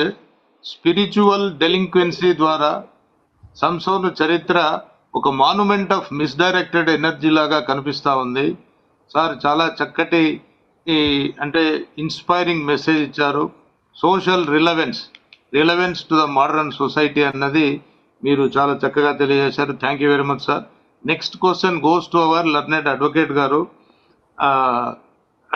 సార్ ఇప్పుడు శాంసన్ గారు ఎంతో బలమైన నాజీరు అయినప్పటికీ, సింహబలుడు అయినప్పటికీ ఆయన నాయకత్వము ఎంతో బలహీనమైన లీడర్గా మనము అతన్ని వర్ణించవచ్చునా? అంతేకాకుండా దేవుని యొక్క ప్రణాళికను సంపూర్ణంగా నెరవేర్చలేకపోయిన ఒక న్యాయాధిపతి అని అతన్ని వర్ణించవచ్చునా? అతని యొక్క మిలిటరీ క్యాంపెయిన్స్, అతని యొక్క రాజకీయ చరిత్రను ఆధ్యాత్మిక కోణంలో మీ సందేశంలో వివరించండి. Thank you very much sir. Thank you. ఇందాక పాష్ గారు చెప్పినట్టు మరి సంసోను నాజీరు చేయబడ్డాడు. మరి అతని పుట్టుక చూస్తే దేవదూత వచ్చి చెప్పింది, కనబోతున్నావు, నీ బిడ్డని ఎలా పెంచాలని. సో నాజీరు చేయబడిన వాడు మనకి బైబిల్లో చాలా స్పష్టంగా సంఖ్యాకాండం 6వ అధ్యాయంలో రాయబడి ఉంది. ప్రధానంగా ఏంటి వాళ్ళు 3: 1 తల షేవింగ్ చేసుకోకూడదు, పెంచుకోవాలి. 2వది వైన్కి దూరంగా ఉండాలి. 3వది డెడ్ బాడీస్ ముట్టకూడదు. సో ఇవన్నీ కూడా అతను ఫెయిల్ అయ్యాడు. అండ్ సంసోని యొక్క నాశనం చూస్తే ఏదో ఓవర్నైట్ జరిగింది కాదు, రిపీటెడ్గా చేసుకుంటూనే వచ్చాడు. అతను ఫెయిల్యూర్స్ అనుకుంటే, బట్ స్టిల్ దేవుడు ఏదైతే అనుకున్నాడో తన ద్వారా ఏ ప్రణాళిక నెరవేర్చాలనుకున్నా నెరవేర్చాడు. సో ఇక్కడ మనం ప్రధానంగా చూడాల్సింది ఏంటంటే, సంసోన్ నుంచి సంఘంగా మనం నేర్చుకోవాల్సింది ఏంటంటే, every leader or every Christian should have inner self control and moral discipline. ఇది చాలా ముఖ్యం. హౌ గిఫ్టెడ్ వీఆర్ అనేది కాదు, ఇందాక పాస్ గారు చాలా స్పష్టంగా చెప్పారు. మనం గిఫ్టెడ్ అయి ఉన్నప్పటికీ ఈ రెండు చాలా ముఖ్యం, inner self control and moral discipline. మీకు లాస్ట్లో నేను కంక్లూజన్లో చెప్పేటప్పుడు I just compare with Christ life also. So ఇక్కడ ఈ రెండిట్లో కూడా హీ హెస్ ఫెయిల్డ్. సో దాని నుంచి సంఘం నేర్చుకోవాలి. ఇక్కడ మన ఇన్నర్ సెల్ఫ్ కంట్రోల్ ఉందా లేదా, మనకి మోరల్ డిసిప్లిన్ ఉందా లేదా. దేవుడు ప్రతి ఒక్కరికి ఒక ప్రణాళిక ఉంది. ఆయనకి తల్లి గర్భం రూపించబడక ముందు మన పట్ల ఒక ప్రణాళిక కలిగి ఉన్నాడు. సో ఆ ప్రణాళిక ఏమై ఉందని మనం దేవుడిని అడిగి తెలుసుకొని ఆ ప్రణాళిక అనుసారం మనం జీవించాలి. కానీ మన ఇష్టం వచ్చినట్టు మనం చేయకూడదు. నేను కూడా చిన్నప్పుడు అనుకునేవాడు, మా చిన్న మేనత్తోళ్ళు రెగ్యులర్గా వాళ్ళు దేవుని వాక్యం చెప్పడం, అన్ని చెప్పడం, మీరు దేవుడి సేవలో పాల్గొలరు అంటే నేనేమనుకుంటాను అంటే పోస్ట్ రిటైర్మెంట్ లైఫ్ కదా దేవుడి సేవ అంటే అనుకుంటాను చిన్నప్పుడు. అంటే almost in the class of 4th, 5th క్లాసెస్లో పోస్ట్ రిటైర్మెంట్ లైఫ్ కదా, ముసలాడు అయినా కదా, ఇప్పుడు కాదు కదా అనుకునేవాడిని.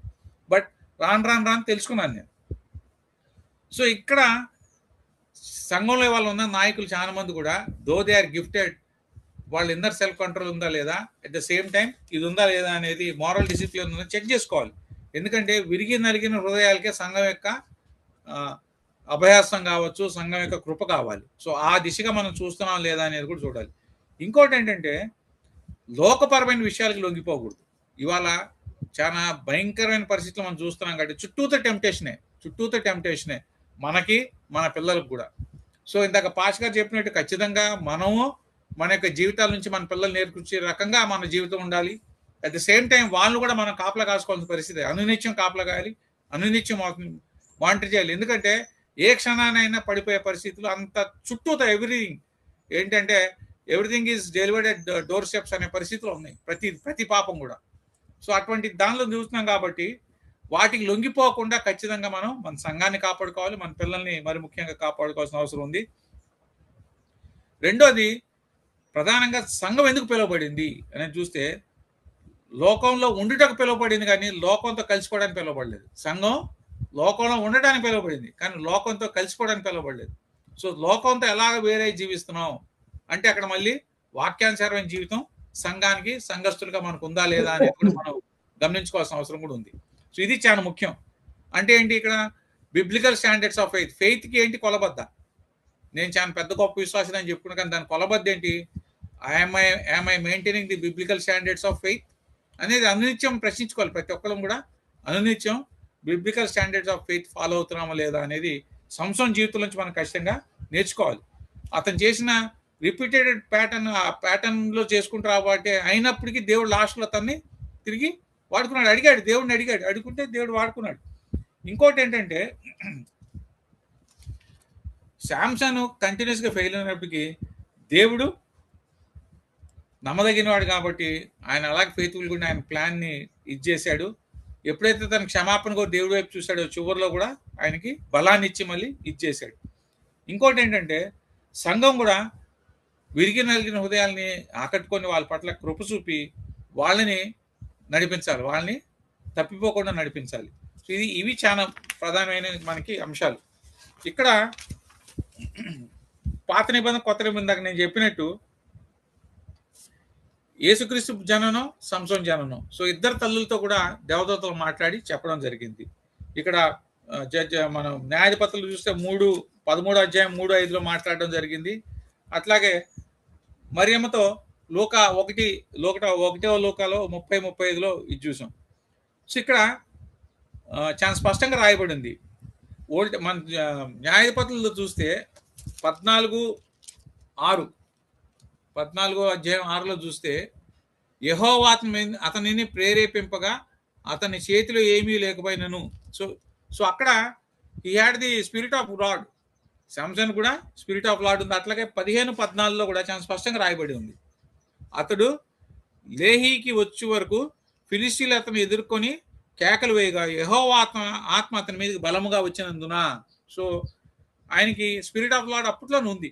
సో సిమిలర్లీ యేసుక్రీస్తు కూడా ఈ హ్యాడ్ దట్. ఆయనకి బాప్తిజం ఇచ్చేటప్పుడు స్పష్టంగా కనపడింది. మత్తయి 3:16 చూస్తే, అట్లాగే లూకా 4:1 అట్లాగే 14లో కూడా రాయబడింది. ఇక్కడ సిమిలర్లీ మనం ఇంకొక కంపారిజన్ తీసుకోవచ్చు. మోసగించబడటం చూసుకుంటే శాంసన్ని డెలీలా మోసం చేసింది. 16:5లో మనకి స్పష్టంగా రాయబడి ఉంది. సో వెండి కోసం ఆమె మోసం చేసింది. I just read that 16:5. Philistine సర్దార్లు ఆమె ఎద్దకు వచ్చి ఆమెతో, నీవు అతని లాలన చేసి అతని గొప్ప బలము దేనిలో ఉన్నదో మేము ఎలాగో అతన్ని గెలవగలుగుతామో తెలుసుకోను. మేము అతన్ని బంధించి అతని గర్వం అనుపుదుము. అప్పుడు మాలో ప్రతివాడును 1,100 వెండి నాణ్యములు నీకు ఇచ్చేదమని చెప్పిరి. సో ఇట్లా ఢిల్లీలో ఎట్లా మోసం చేసిందో అట్లాగే యేసుక్రీస్తుని 30 వెండి నాణ్యాల కోసం మరి ఆ రోజు యూదా ఇస్కరియోతు కూడా మనకి మత్తయి 26:14-16 స్పష్టంగా రాయబడింది. సో అక్కడ యేసుక్రీస్తుని రోమీయుల అధికారులకు అప్పగించారు, ఆయన సొంత మనుషులే. ఇక్కడ శాంసన్ని ఆమె ఫిలిస్తీన్లకు అప్పగించింది. అట్లా ఇంకోటి చివరిగా మనం చూసినట్లయితే Samson was mocked, he was blinded and mocked. కళ్ళు తీసేయబడి అతని కళ్ళు గుడ్లు పీకేస్తే గుడ్డివాడాడు. అప్పుడు చాలా మంది అతని కొట్టారు. యేసుక్రీస్తుకి ముసుగు వేసి కొట్టారు. యేసుక్రీస్తుకి ముసుగు వేసి కొట్టి అపహసించారు, నేను ఇప్పుడు ఎవరు కొట్టారో చెప్పు చూడు అని చెప్పి. సో అట్లా కొన్ని సిమిలారిటీస్ ఉన్నాయి. బట్ లాస్ట్కి వస్తే మనం ఇక్కడ చూడాల్సింది ఏంటంటే స్పష్టంగా there is lot of difference which Jesus showed to us. ఈ సిమిలారిటీస్ ఉన్నప్పటికీ ఆయన ఇంటర్నల్ సెల్ఫ్ కంట్రోల్ కానీ మోరల్ డిసిప్లిన్ కానీ right from the first day till the last day, చివరి క్షణం వరకు, మొదటి నుంచి చివరి క్షణం వరకు ఆయన ప్రయాణం దేవుని చిత్తానుసారంగా ఉంది, దేవుని వాక్యానుసారంగా ఉంది. అన్నిటినీ పాత నిబంధనలు ఉన్నట్లు కూడా నెరవేర్పు దిశగా ఉంది. ఎక్కడ కూడా ఆయన ఇంత కూడా అవకాశం ఇవ్వకుండా, పాపానికి కానీ సాతానికి కానీ అవకాశం ఇవ్వకుండా అన్నిటిని జయించి శిలువ మీద బంధించి మనకి రక్షణ మార్గాన్ని కల్పించాడు.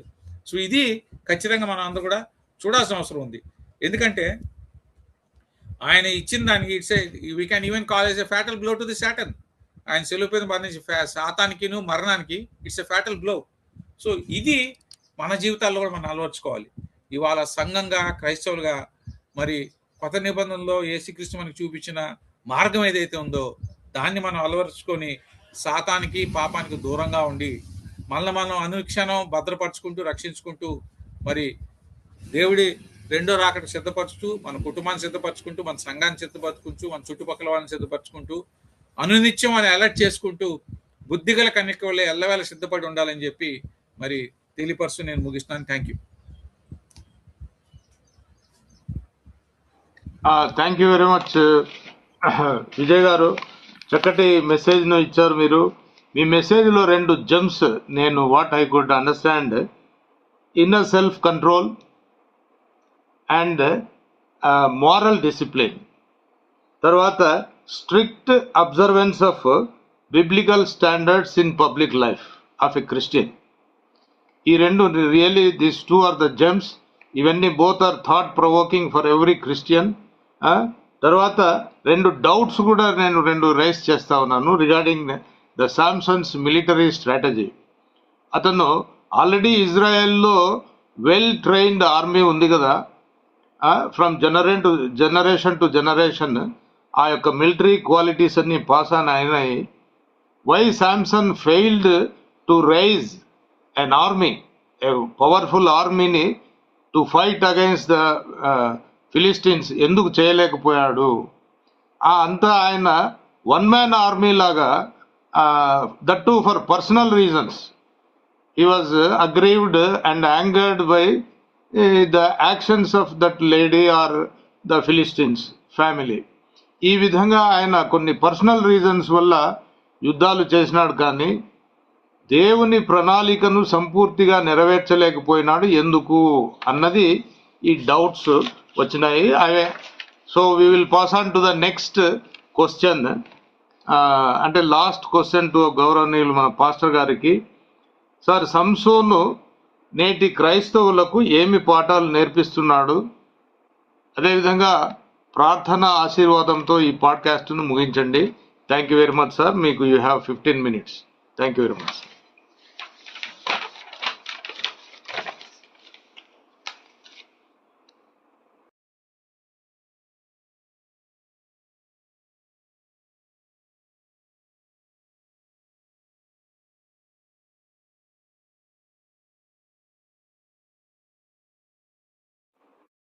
Sir, pastor garu. Sorry mute లో ఉన్నారు. రైట్. సో సంసోను జీవితం ద్వారా మనం ఎన్నో విషయాలు నేర్చుకోవచ్చు. దేవుడు మనల్ని కూడా ప్రేమించాడు, మనల్ని తన పనికి నియమించుకున్నాడు. సో మనము ఆయన పని చేయవలసిన వారమై ఉంటున్నాము. మరి సంసోనుకు ఇచ్చిన పర్పస్ ఆయన నెరవేర్చడా లేదా? ఆయనకు ఎన్నో వీక్నెసెస్, బలహీనతలు చాలా ఉన్నాయి. తల్లిదండ్రుల మాట వినలేదు.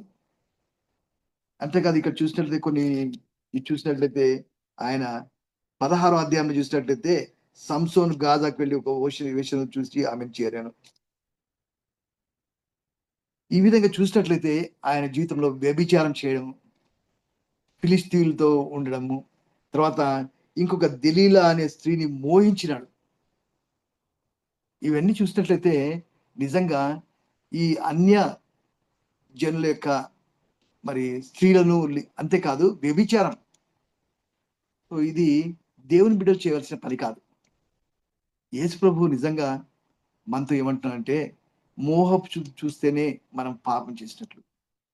ఎంతోమంది దేవుని సేవకులు ఈరోజు మరి ఆ కారణంగా, వ్యభిచారం అనే ఆ కారణంగా తమ మినిస్ట్రీస్ చెడిపోయినాయి, తమ యొక్క పేరు చెడిపోయింది.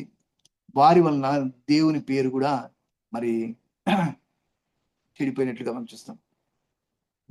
దేవుని పేరుకు అవమానం తెచ్చినట్లుగా మనం చూస్తుంటా ఉంటాం ఎన్నో ఇన్సిడెంట్స్.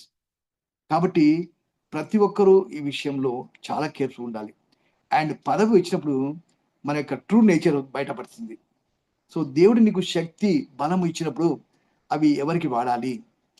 మనం ఒక అపోస్తలుడైన పౌలు ఒక మంచి గృహ నిర్వాహకుడిగా మనం ఉండాలి అని చెప్పేసి చెప్తా ఉన్నాడు. గృహ నిర్వాహకుడు, every Christian is a steward and God is the owner. So మనకు ఏది ఉన్నా కానీ అవన్నీ కూడా దేవుడిచ్చినవే. మనకు సంసోనుకు శక్తి ఇచ్చినాడు, బలం ఇచ్చినాడు, అవన్నీ కూడా దేవుడిచ్చినవి. దేవుడు ఆయనకు తెలివి ఇచ్చాడు, దేవుడు ఎన్నుకున్నాడు. అదే యెఫ్తా విషయంలో అది కాదు. యెఫ్తా విషయంలో మరి అక్కడ ఉండే ఇశ్రాయేలు ప్రజలు డిసైడ్ చేసుకొని యెఫ్తాను నియమించుకున్నారు. But God accepted. దేవుడు నియమించలేదు, కానీ దేవుడు యాక్సెప్ట్ చేశాడు. So God is so loving and compassionate. So మనకు ఎవరు కావాలనో ఆయన నిర్ణయిస్తాడు. ఒకవేళ మనం నిర్ణయం చేసుకున్నా కానీ ప్రార్థనతో మరి ఆయన యాక్సెప్ట్ చేస్తారు నాయకుల్ని. మరి నాయకులుగా ఉన్న వాళ్ళు ఒక మాదిరిగా ఉండాలి. లీడర్షిప్ క్వాలిటీస్ చూసినట్టు వాళ్ళు హోలీ, ఫస్ట్ నంబర్ 1 పరిశుద్ధంగా ఉండాలి. వాళ్ళు యథార్థత ఉండాలి. They should be man of integrity. Should be A man of integrity. యథార్థత ఉండాలి. ఫస్ట్ ఈ సంసోను చూసినట్టు యథార్థంగా లేడు. కుదమ సింహాన్ని చంపి వాళ్ళ అమ్మ నాన్నకు చెప్పలేదు, వాళ్ళ తల్లిదండ్రులకు చెప్పలేదు. ప్రతి విషయం మనము యథార్థంగా ఉండాలి. మనం ఏం పని చేస్తున్నామో అది చెప్పాలి ఇతరులకు, నాయకుడు. అప్పుడు దేవుడు యథార్థవంతులకు ఏ మేలు చేయకుండా మానని చెప్తా ఉన్నాడు దేవుడు. సో దేవుని ఆజ్ఞ ప్రకారం మనం జీవిస్తున్నామా లేదా, యథార్థంగా జీవిస్తున్నామా లేదా స్పెషల్లీ. అండ్ మన దేవుడు పరిశుద్ధమైన దేవుడు కాబట్టి మనము ప్రత్యేకపరచబడిన వాళ్ళం. We're holy to God. And మనం కూడా we should live a holy life. పరిశుద్ధత లేకుండా మనం దేవుని చూడలేమని దేవుని వాక్యంలో ఉంది. కాబట్టి వీ షుడ్ బి హోలీ. ఎప్పుడు ఎలా అవుతాము? మన పాపంలో ఒప్పుకోవాలి. పాపంలో కంటిన్యూ కావడం కాదు, 1-2 పాపాలు చేయడం కాదు. పాపాలను ఒప్పుకొని పశ్చాత్తాపడి మరి అటువైపు చూడకుండా ముందుకు సాగాలి మనం. అప్పుడు దేవుడు మనల్ని బహుగా వాడుకుంటాడు. సంసోను దేవుడు ఏర్పరచుకున్నాడు. ఒక నాజీరు స్పెషల్గా ప్రతి ఒక్క విషయంలో కూడా ఆయనకు హెల్ప్ చేసినాడు. దేవుడు ఎన్నిసార్లు మరి సంసోనుకు హెల్ప్ చేసినాడో చూద్దాం ఒకసారి. చూసినట్లయితే మరి ఆ సింహం వచ్చినప్పుడు యెహోవా ఆత్మ ఆయన ప్రేరేపించింది. ఆ తర్వాత మరి ఎన్ని విషయాల్లో దేవుడు అంటే అష్కలను పోయి 30 మంది చంపడానికి దేవుని ఆత్మ ఆయన మీదికి వచ్చినట్టుగా మనం చూస్తా ఉన్నాము. మరి ఫైనల్ గా దేవుని ఆత్మ మరి ఆయన మీదికి వచ్చింది ఎప్పుడంటే, మరి ప్రభువా, దయచేసి ప్రభువా నన్ను జ్ఞాపకం చేసుకోను, నా ప్రార్థన నువ్వు వినము, నా 2 కన్నుల నిమిత్తము ఫిలిష్తీయులను ఒక్కమారి దండించి పగ తీర్చుకున్నామని యెహోవాకు మొర్రపెట్టి మరి దేవుడు ఆయన యొక్క ప్రార్థన విని మరి అక్కడ ఉన్న ఆ గుడి మొత్తం మరి జనుల మీద పడింది. సో ఆ విధంగా అనేకులు ఫిలిస్తీన్లు దగ్గర దగ్గర తన జీవిత కాలంలో చంపిన అందరికంటే వీరి యొక్క అక్కడ చనిపోయిన వారి సంఖ్య ఎక్కువగా ఉన్నది అన్నట్లు చూస్తాం మనం. కానీ దేవుడు ఫైనల్గా ఏంటంటే ఆయన యొక్క పర్పస్ ఆయన ఎట్లా ఫుల్ఫిల్ చేసుకుంటాడు తన బిడ్డల ద్వారా, in spite of the floss. మనము ఎఫ్తాలో చూసినట్లయితే మనం ఎన్నోసార్లు ప్రామిస్ చేస్తాం దేవునికి. మనము ఎన్నో ప్రామిస్ చేసేసి ప్రభా నేను ఒకవేళ నేను గెలిస్తే, లేకపోతే ప్రభా నేను పాస్ అయితే నేను నీకు స్తుతి చెల్లిస్తాను, నేను ప్రభా నిన్ను మహింపరుస్తాను అని చెప్పి మనం ఎన్నోసార్లు వాగ్దానం చేస్తుంటాం. మనం నెరవేరుస్తామా లేదా? దేవుని వాక్యంలో దేవుని బిడ్డల నాయకులు మనం ప్రామిస్ చేసినప్పుడు అది ఫుల్ఫిల్ చేయాలి.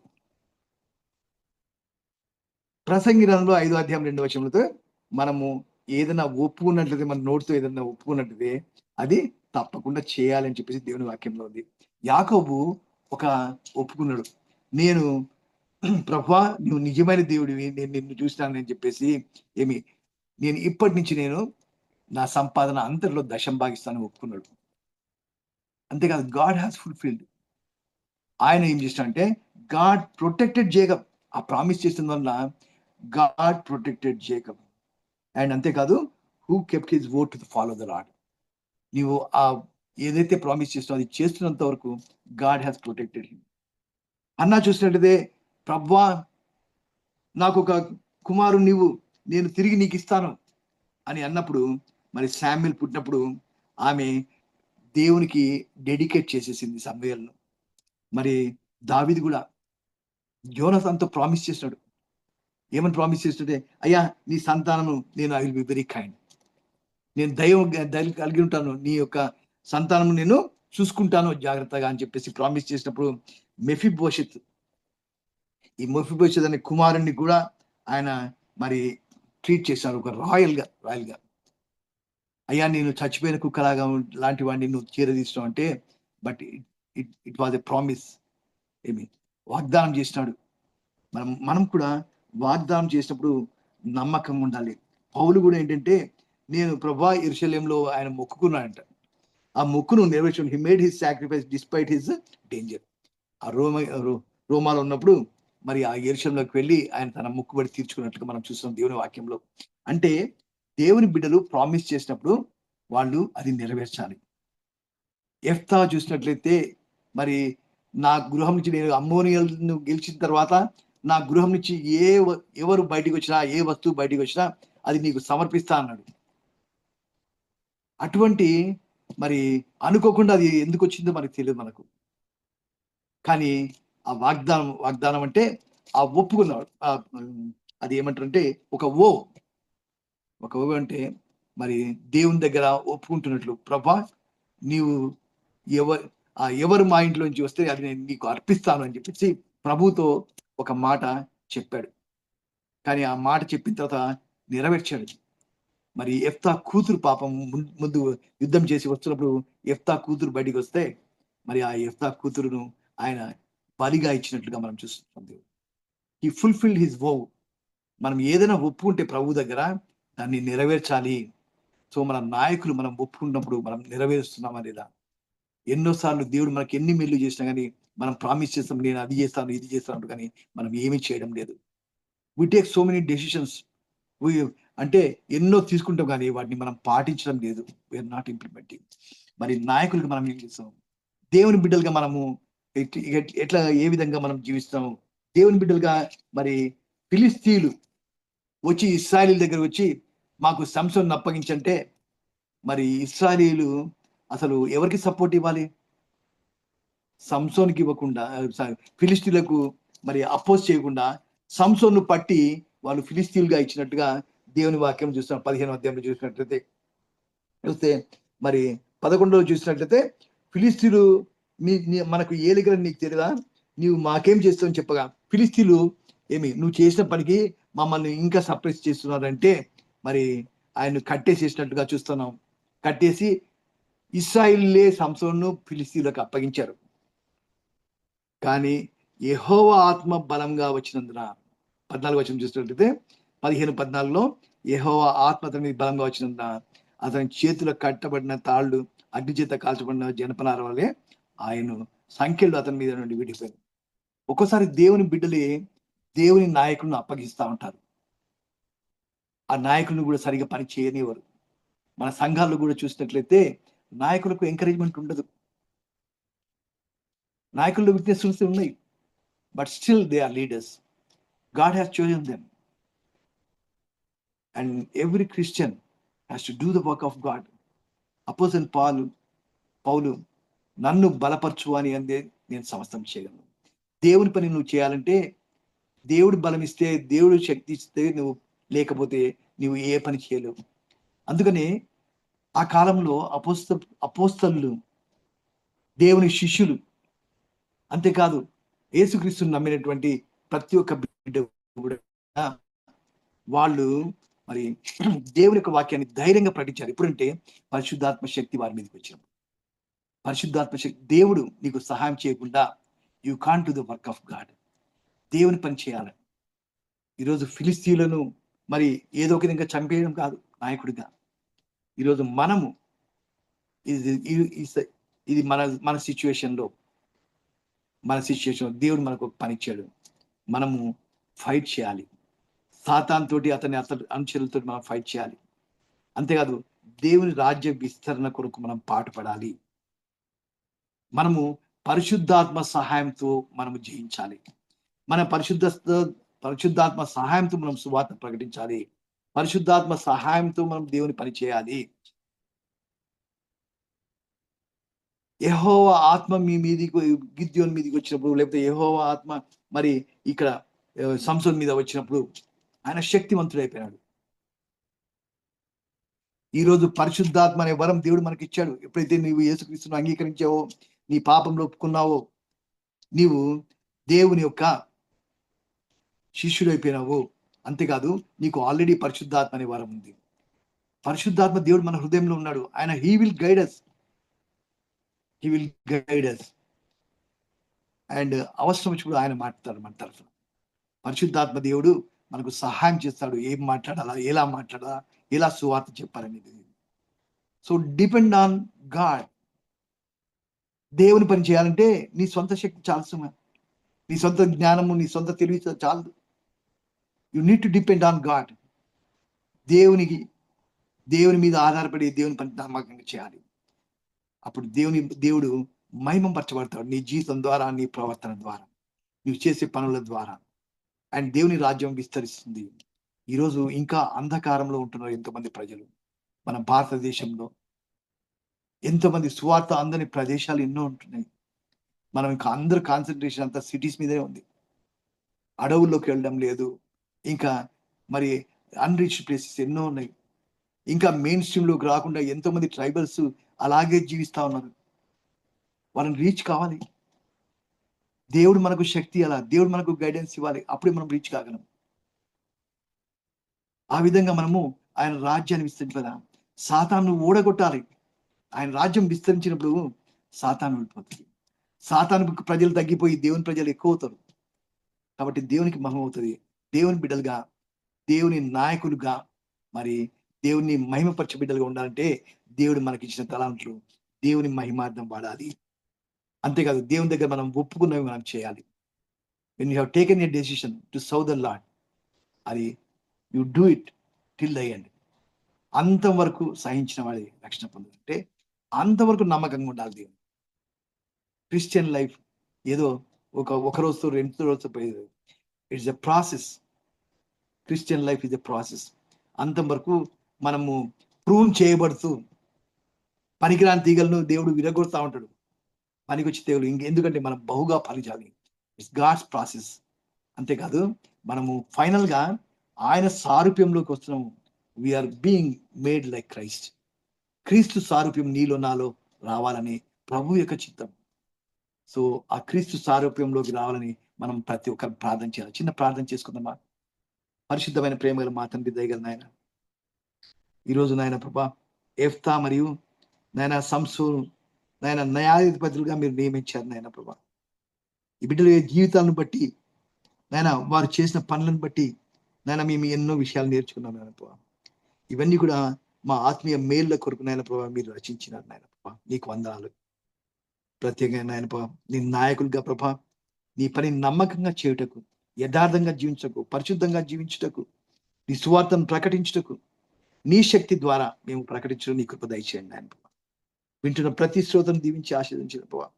నాయన ప్రభా వాక్యం అంది ఇచ్చినటువంటి నీ బిడ్డలు నాయన ప్రభా బ్రదర్ హేమసాగర్ గారిని, బ్రదర్ డానియల్ విజయ్ గారిని మీరు దీవించండి, ఆశించు ప్రభా. నాయన గ్రేస్ స్టేడియం నడుపుతున్నటువంటి పాస్టర్ సుభాష్ గారిని వారి కుటుంబాన్ని దీవించండి నాయన ప్రభా. వింటున్న ప్రతి శ్రోతను మీరు దీవించండి నాయన ప్రభా. ఈ వాక్యం ద్వారా బలపడాలి తండ్రి ప్రభా. నాయన అనేక క్రైస్తవ నాయకులు లేవాలి నాయన ప్రభా. నాయన ఇంకా నీ రాజ్య సువార్త ప్రకటింపబడాలి నాయన ప్రభా. ఇంకా ఎంతో మంది అంధకారంలో ఉంటున్నారు నాయన ప్రభా. నిన్ను ఎరుగని ప్రజలు ఎంతో మంది ఉంటున్నారు నాయన ప్రభా. వారికి సువార్త ప్రకటించే నాయన ప్రభా కృపను నాయన ప్రభా బిడ్డలందరికీ దయచేసి ప్రభా ఈ బిడ్డలు నీ బిడ్డలందరి ద్వారా మీరే మహిమాకంతా పొందమని నీకే స్తుతులు చెల్లిస్తూ మా ప్రభువుని రక్షకుడైన యేసుక్రీస్తు పేట ప్రార్థించి అడిగి వేడుకొచ్చున్నాం తండ్రి. ఆమేన్, ఆమేన్. మన పరమ తండ్రి అయిన దేవుని యొక్క ప్రేమయు, మన ప్రభువును రక్షకుడైన యేసుక్రీస్తు కృపయు, పరిశుద్ధాత్మ దేవుని అన్యోన్య సహవాసం ఇప్పుడు చేరిన మనకందరికి, వింటున్న ప్రతి శ్రోతకి ఇప్పుడు ఎల్లప్పుడు సదాకాలం తోడై ఉండి నడిపించును గాక. ఆమేన్, ఆమేన్. ఆమేన్.